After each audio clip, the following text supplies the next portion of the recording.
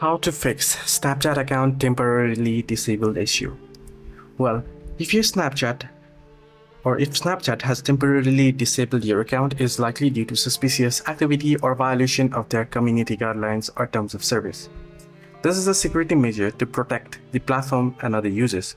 You will or you may need to have to wait for another 48 hours or so before attempting to log in again. If your account is simply disabled, you shall find the option to unlock your account as well if it has been locked simply.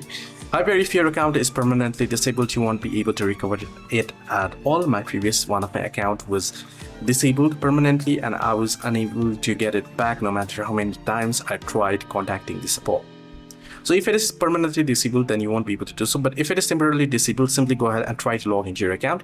It'll give you the option to either unblock the account or appeal it, or it will provide you the timeline after what time will you be able to log into your account. So you can wait for 48 hours and try logging in again if you're unable to do so at the moment. Hope this video helped. Do like and subscribe as well.